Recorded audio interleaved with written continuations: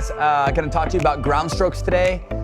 So keep in mind that anytime that we hit a ground stroke, the preparation and the organization has to be like a math equation, meaning things have to be correct from start to finish. Starting with getting the paddle back to set and then giving yourself enough time to make contact, getting all your weight in that whole kinetic chain flowing with the ball. Main common tendencies that I see as people hit ground strokes are people using too much wrist, standing too upright, using too much upper extremities, not sinking in their legs, not finding their most athletic self. I see people making contact too early and not having enough time to really load and coil and then use that kinetic chain going at the ball. So let's focus on giving ourselves enough time. Okay. So after we've served, we're gonna look to reposition, get back, give ourselves plenty of time, and then we're gonna start in like a ready position here. As the ball comes, we're gonna go to set position. Okay, so I'm going from ready to set. Set would be the paddles back here, butt caps facing at the ball. All the load is on my back foot. I'm getting all my weight transfer going at the ball. I'm leading with my belly button. But main thing is getting to set position, getting everything organized, using this back foot as my load foot, and then getting all my weight going forward, getting this whole kinetic chain flowing at the ball. So think about if you can make that one unit, or for example here, if I had strings tied up from my wrist and my hips and my whole body, I should focus on trying to keep all those strings intact and letting all those pieces flow as one unit. I'm gonna show the backhand as well. So that was the forehand side. Backhand side, same sort of idea. Letting the ball come to me, getting set, getting organized. I would say that on the backhand as well, I'm going to extreme continental. So if you guys like using your roll volley with your one-handed backhand, or if you just got comfortable with this one-handed backhand, it's probably going to make sense to want to drive your one-handed backhand. So I'm getting the continental. I'm getting set, getting turned, getting organized, looking over this dominant shoulder, loading off my back foot, getting all my weight going forward onto this front foot. The only thing that is a little different with the one-handed backhand here is that as I make contact, I'm using this back arm to kind of open up some space, and this is like my main balancing point. So if you guys are looking to have a one-handed backhand like a Roger Federer, focus on getting organized, getting turned, getting everything all flowing together, and then opening up your chest there at the very end. So we just talked about the forehand, just talked about the backhand. This segment is a bit more technique heavy just because there's so many little pieces taking place. So I would say there is definitely a myth in pickleball, and the myth is that you should not use your two-handed backhand. If you take a look at Simone Jardim, take a look at Lucy Kovalova, you take a look at all the best females in the game, what are they all doing? They're all using their two-handed backhand. So if you were an ex-tennis player that maybe loved your two-handed backhand and you're not using it now, or maybe you're a player that just simply doesn't have enough power with using a one-handed backhand, it would make sense to want to use that other hand.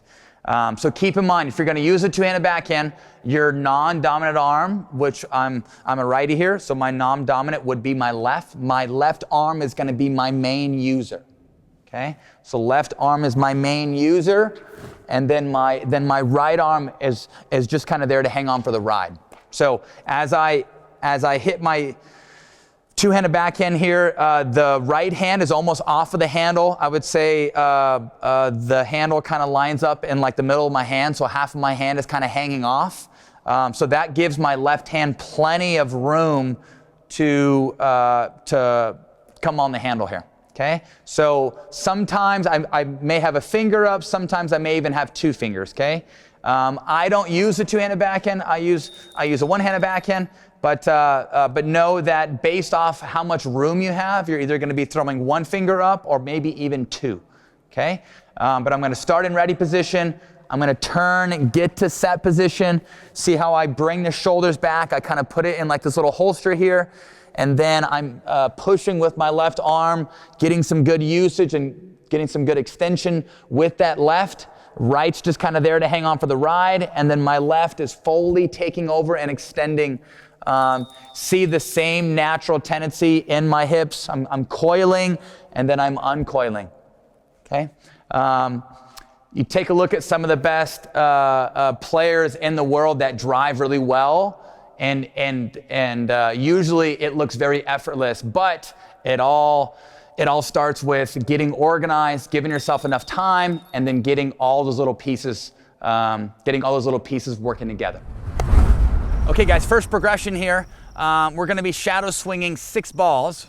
We're gonna shadow swing 4 balls from the baseline laterally, and then we're gonna move up and hit 2 short balls, one on the forehand side and then one on the backhand side. Obviously on the backhand side, we are trying to run around it and use our strength here.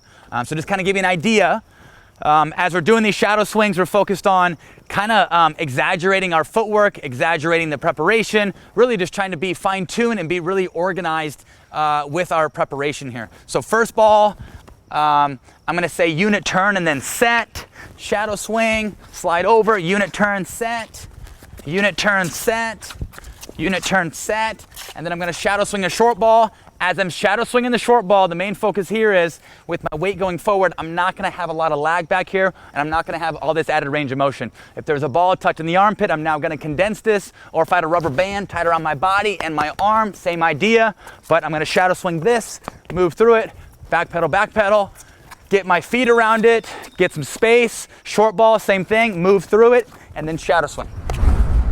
Unit turn and set. Nice, unit turn and set. Unit turn and set, beautiful. Unit turn and set. Short ball, unit turn and set. Nice and condensed, back.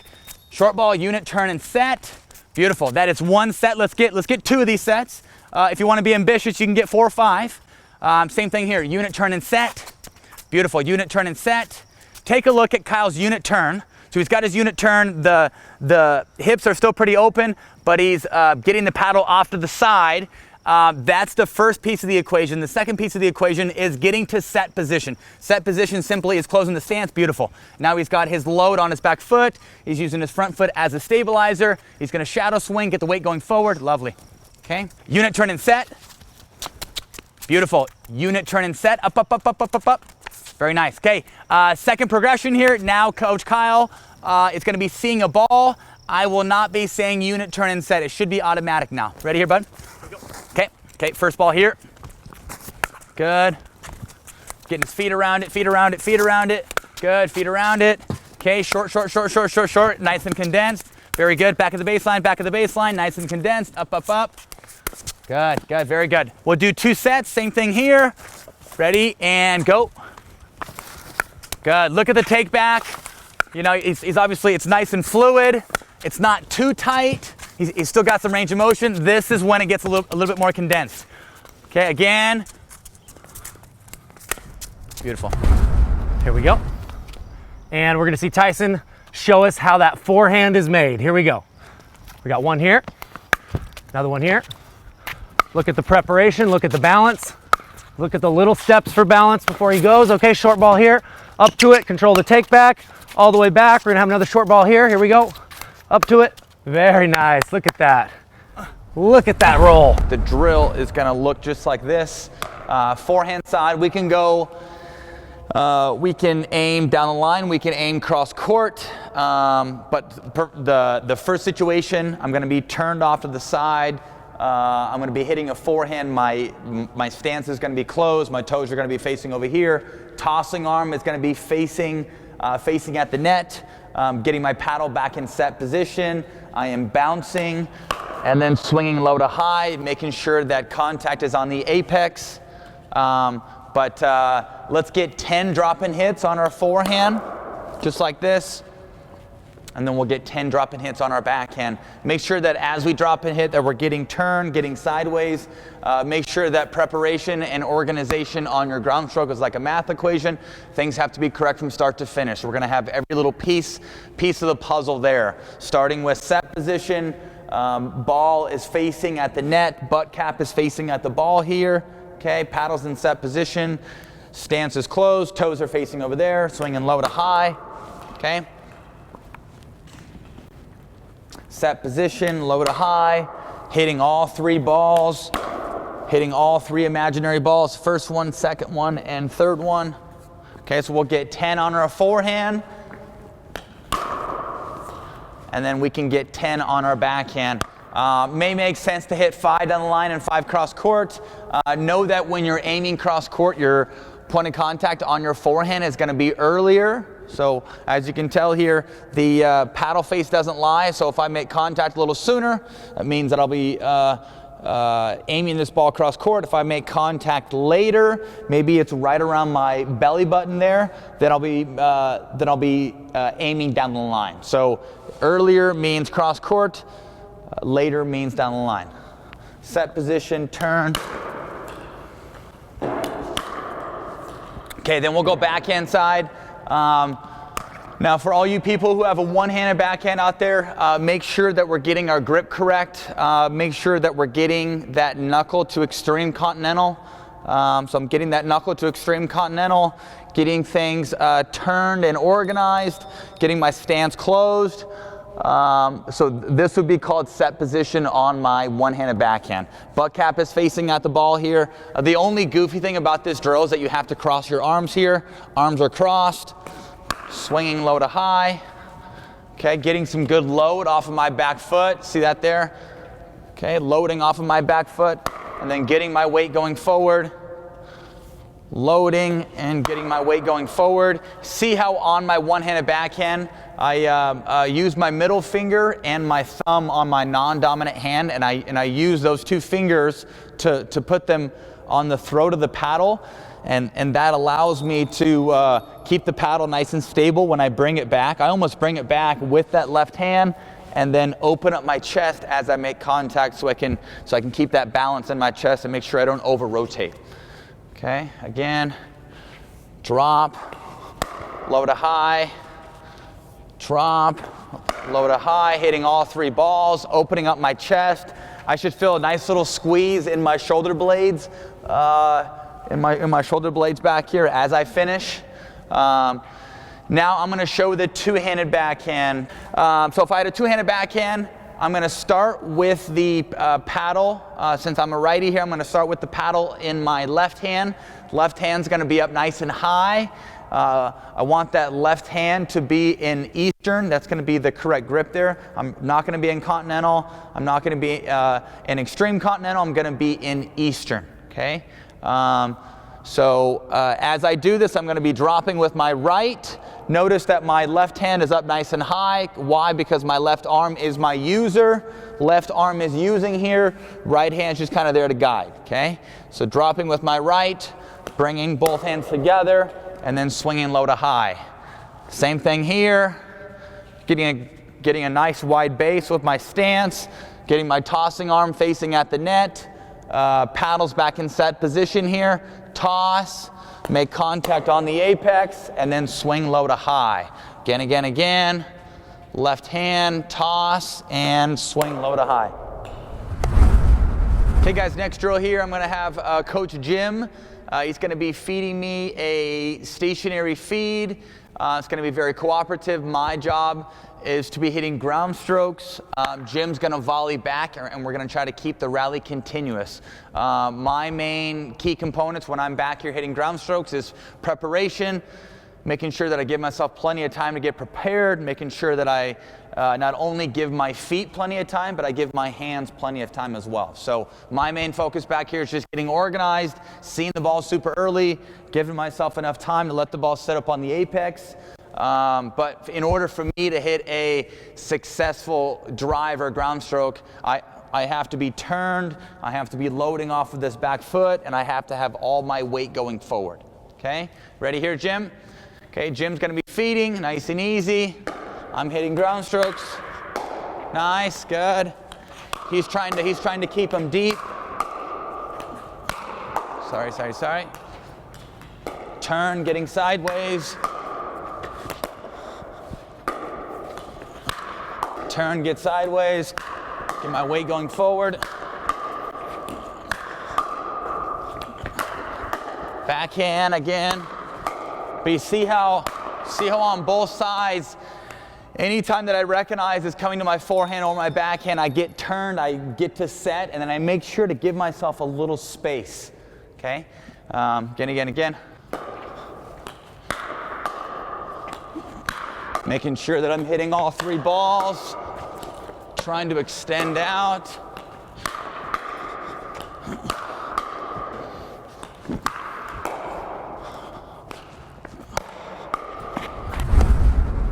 All right, guys, game here is going to be, we're going to be playing points out. We can play them out up the line. We can play them out either way cross, any which way you want. Main focus is we're aiming for depth. We do not have cones today. If we had cones, we'd be using them. So we set up a paddle that represents the half-court line. He's trying to hit his ground strokes back in the baseline box. I'm trying to hit mine back in the baseline box. If Jim or I were to miss and miss it either wide or short, it would be a point for the other person. We're going to play game to 7 and have some fun with it. Okay, ready here? Okay, playing it out, aiming for depth. Okay, I'm gonna take that. So Jim's ball was pretty flat. He may want to focus on adding some more spin, going up the ball a bit more. Think about the corrective technique. If you're missing ground strokes long and they're floating, think about just getting a bit more brush or getting a bit more upward motion as you make contact, just to get the ball to go up and down a little quicker. Okay, ready here? We'll go 1-0. Jim, try to add some more spin there. Nice, nice. All right, his was short. I'm going to take it. There's no participation awards out here. Nice. All right, mine was short. Very good. Jim pushed me back there. 2-1. Here we go. Okay, here we go. We won't count that first one. All right. 3-1. So you will notice in this drill that I'm being a little one-dimensional, and with that being said, that means that I'm only using my forehand. I'm a strong believer that with the court only being 42 by 20, that when you're at the baseline and you're covering 20 feet of the court, or actually in doubles you're only covering 10. With that being said, it gives you plenty of time to use your stronger wing. So I'm a huge believer in wrapping your game around what you do well from back here, and being very stubborn about using your best side. Okay, here we go.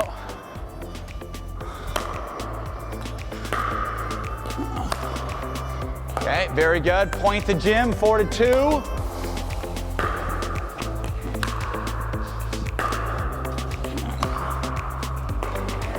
Okay, we could play to 7, and then maybe we'll play to 7 in a few different directions.